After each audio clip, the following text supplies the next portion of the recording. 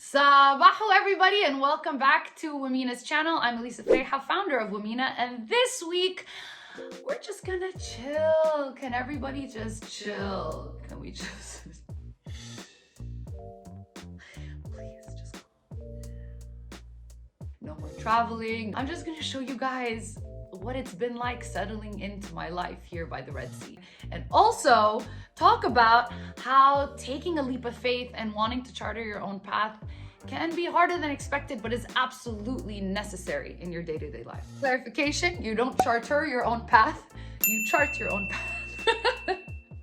Chartering your own path would require a rental of sorts, and we don't have to rent our own lives, do we? So here we go with episode 4. Saba7o.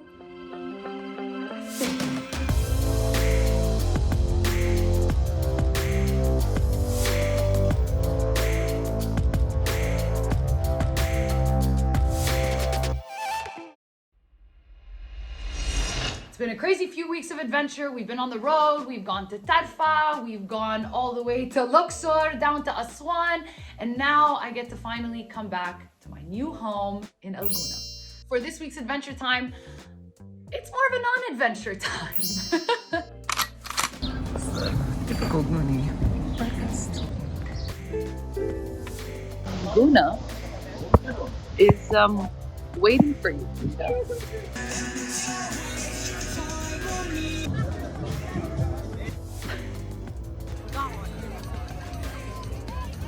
This is a perfect little afternoon picnic with my friend. We're going to the gym, there's boat days, there's picnics, there's football, there's a wonderful community of really beautiful humans that I can't wait to get to know on a deeper level.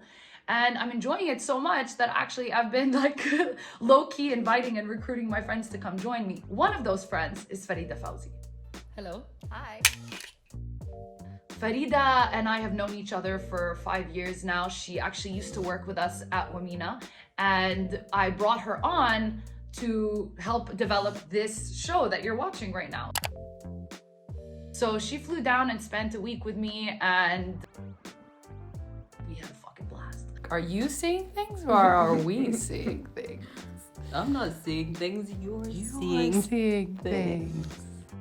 Needless to say, we were having a bit of trouble experimenting because I wanted a lot of things to come from this show. I wanted to look a specific way, feel a specific way, and bring something different to the table. And I also knew that I didn't want a massive crew, and I didn't want a big set, and I wanted to be able to do this all by myself like a big grown girl. Hey, good job. High technical budget allows me to turn the effect on and off. Saba7o. like inconsistent kind of. I'm just too well lit compared to the background. This is the studio setup. This is boss lady, big girl shit. Did this work? Did it not work? I don't know. Let's see. But we eventually figured it out, and we hopefully came up with something that's, pretty awesome. I'm really proud of it, and I hope that you guys are enjoying watching it. My show is finally out. Today's the day. There I am. I'm about to watch it on the screen. So Farida started thinking about spending a little bit of time here. But once she started doing that, we got into the conversation about how scary it is to commit to certain things long term. Even though both of us feel safe here, we know people here, we've been living abroad alone in the past, why are these two strong, smart, independent women scared of taking a leap of faith? Saba7o. The first thing we were talking about is the idea of coming to a new place, making the decision to live on our own. We didn't have a fear in coming here, but we have a fear of like Committing to being Yes. here. Yeah, for sure, for sure. It's weird because it's like almost like a part of you knows that it's the right move for you on a lot of different levels. Like I can see why being here can be great for like my physical health, my mental health. I have space to be creative, have my own space to create in.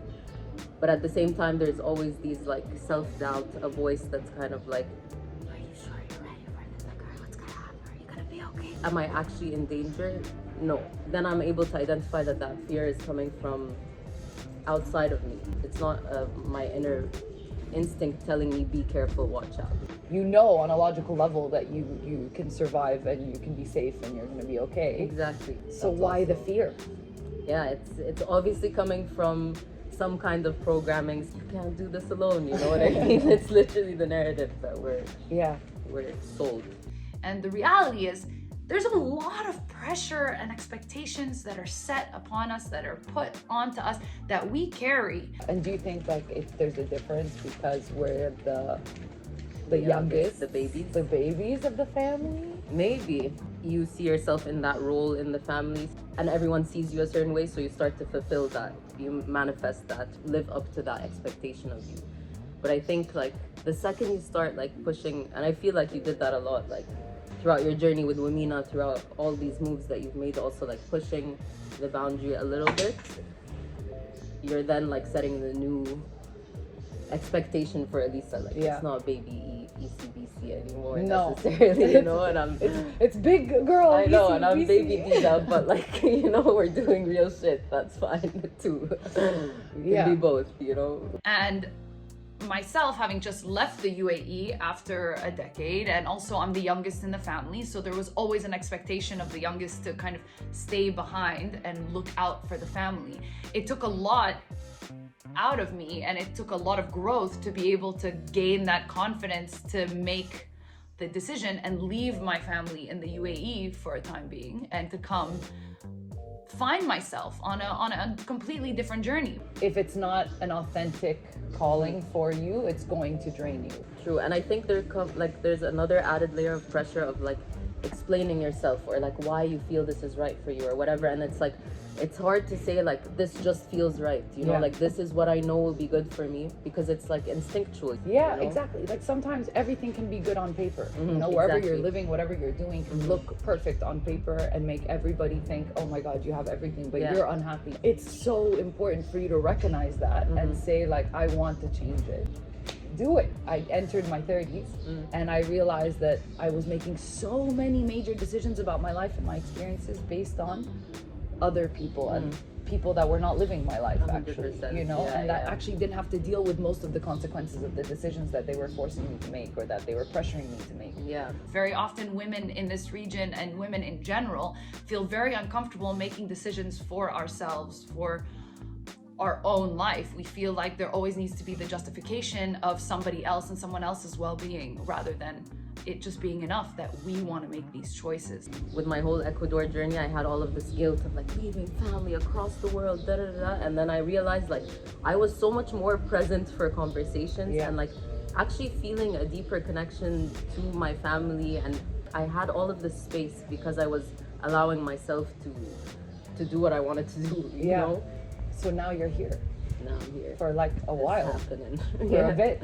Yeah, I feel like we still keep pausing and like we're like, too. where are we doing this? We're Where are we? here. What's We're happening? here. We're living here. We are. Yeah. Like the second I landed, I remember I messaged you Yeah. saying like I saw the sea, I saw like it was beautiful and sunny, and I was just like, I just want to be here for a little bit, you know? Like, and also we were talking about how like this is where you are now. That can change, and like that can change. What You why can do we feel always like change your why do we mind. feel like this is it? Like Khalas forever sentenced to being here. Like no. Everyone can always change their mind. Yes.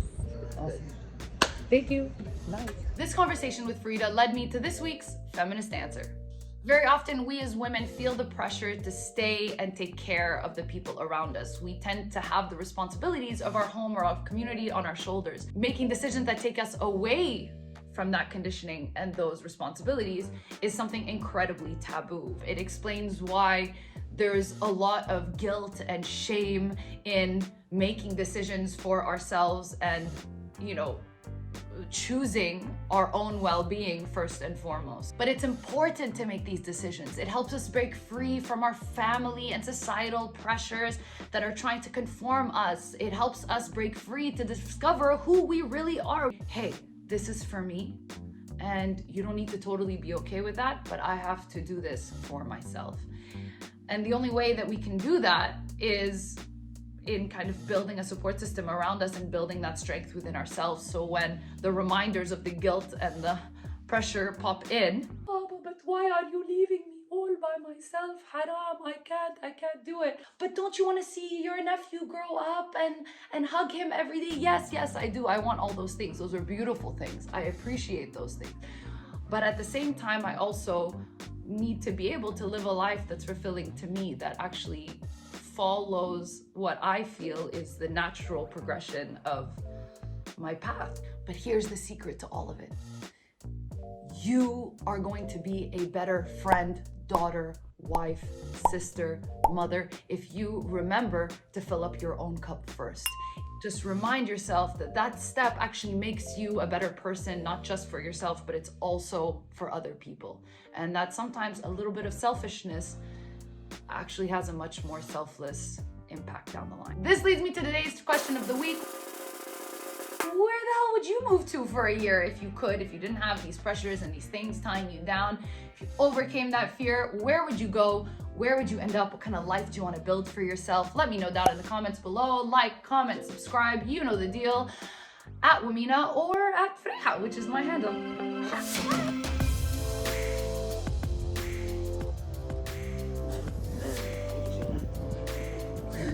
Il gelato. All right.